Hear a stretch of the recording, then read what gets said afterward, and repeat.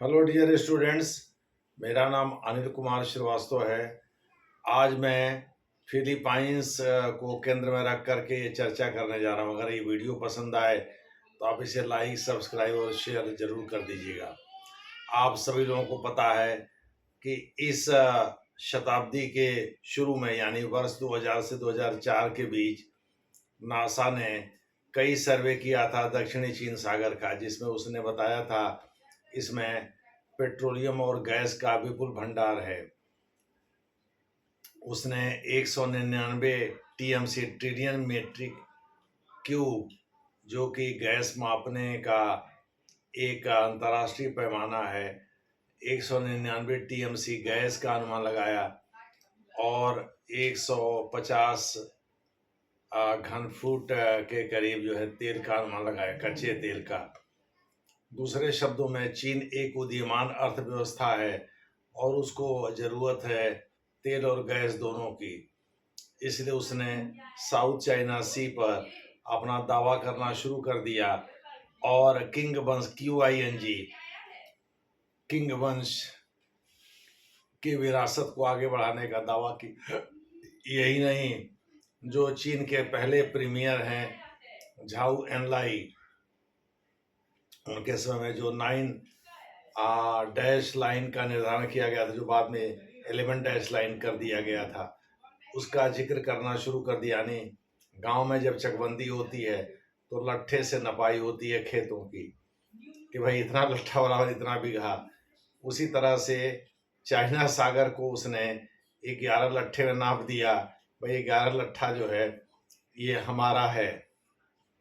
एक प्रकार से 35 लाख वर्ग किलोमीटर में फैला हुआ ये जो साउथ चाइना सी है, दक्षिण चीन सागर, जो कि प्रशांत महासागर का एक हिस्सा है, उस पर पूरे पर एक तरह से चीन का अधिकार हो गया। यानी उसके 80% भाग पर चीन का अधिकार हो गया और उसी बीच में स्थित है। आपको हम बता दें कि ये जो तेल और गैस के विपुल भंडार हैं, 1999 में फिलीपाइन से इस प्रेटली द्वीप में एक थॉमस शॉल है, डूबा हुआ है। उसको लेकर के बवाल चल रहा था क्योंकि 1999 में चाइना ने फिलीपाइंस के एक नौकायन को डुबो दिया था। दूसरे शब्दों में जो थॉमस शॉल है, उसके आसपास इसको डुबो दिया था और ये दावा किया था कि ये पूरे चीन सागर पर हमारा अधिकार है। इसी के तुरंत बाद नासा ने बताया था कि भाई यहाँ तेल और गैस के विपुल भंडार हैं। कहा यह जा रहा है चीन इस इलाके में अंतर्राष्ट्रीय मैरीटाइम कानूनों का भी उल्लंघन करता है, जो 1972 से 1984 के बीच लगभग 12 साल में निर्धारित हुए थे। 82 तक, यानी 10 साल तो पक्का लगे थे।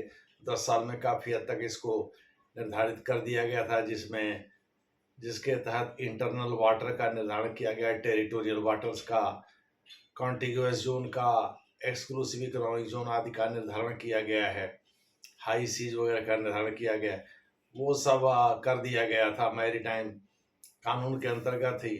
लेकिन चीन इसको मानने से इनकार करता, तभी तो उसने एम्स्टर्डम स्थित अंतर्राष्ट्रीय जो पंचाट है, जो कि समुद्री सीमा के निर्धारण पर बनी हुई पंचाट है, उसके इस प्रेटली द्वीप पर दिए गए फैसले को मानने से इनकार कर दिया। वर्ष 2014 में जब नरेंद्र मोदी सत्ता में आए थे, 26 मई 2014 को उन्होंने शपथ ग्रहण किया था। इसके बाद ही जुलाई में ही चीन ने इसको मानने से इनकार कर दिया था। दूसरे शब्दों में चीन अपनी कारस्तानी करता रहता है। वियतनाम के साथ भी उसका पंगा है, ठीक उसी तरह से जैसे फिलीपाइंस के साथ बहुत पुराना पंगा है। इसी को ध्यान में रखकर जो फिलीपींस के आर्मी या सेना के प्रमुख है, चीफ ऑफ डिफेंस स्टाफ हैं, जो कि यहाँ का अनिल चौहान की तरह से हैं चीफ ऑफ डिफेंस स्टाफ, जैसे यहाँ यानी तीनों सेनाओं के प्रमुख अनिल चौहान को बनाया गया है। उसी प्रकार से ये जो उत्तराखंड के थे, जिनकी हेलीकॉप्टर क्रैश में दुर्घटना में मौत हो गई थी, उनके बाद जो है अनिल चौहान को ही बनाया गया है चीफ ऑफ डिफेंस स्टाफ। तो इस प्रकार से ये दूसरे चीफ ऑफ डिफेंस स्टाफ हैं। इसी तर्ज पर वहाँ रोमियो ब्रानर हैं, BRAWNER, उन्होंने ही रायसीना डायलॉग में शिरकत किया था। रायसीना डायलॉग में बोलते हुए उन्होंने, रोमियो ब्रानर ने ये कहा कि भाई जो क्वाड है, या तो क्वाड प्लस बनाइए उसको, जिसमें हम भी शामिल हों, या तो हमारे द्वारा जो प्रस्तावित स्क्वाड है जिसमें अमेरिका, जापान, ऑस्ट्रेलिया और फिलीपाइंस 4 देश हैं, उसमें साउथ कोरिया और भारत को शामिल होने का न्योता दिया, यानी दक्षिण कोरिया, भारत भी शामिल हो जाए। इस प्रकार से वह सिक्योरिटी के लिए बहुत जरूरी है। एस का मतलब सिक्योरिटी से ही है, और तो क्वाड का मतलब आप समझ ही रहे हैं, क्वाड्रिलैटरल सिक्योरिटी डायलॉग, यानी चतुष्पदीय सुरक्षा वार्ता इसकी हिंदी हुई, यानी 4 देशों के द्वारा की सुरक्षा पर की जाने वाली बातचीत। हालांकि साउथ चाइना सी के सुरक्षा को लेकर के सीधे सीधे बात करने से बचते हैं ये 4 देश, इसमें भारत भी है, जो 2020 में शुरू हुआ था। कोरोना पीरियड समाप्त हो गया था, उसी के बाद इसकी शुरुआत की गई थी 2020 में। उस समय भी डोनाल्ड ट्रंप अमेरिका के राष्ट्रपति थे, और मुझे याद है कि उस समय भारत यात्रा पर अमेरिका के रक्षा मंत्री और विदेश मंत्री यहाँ दोनों आए थे।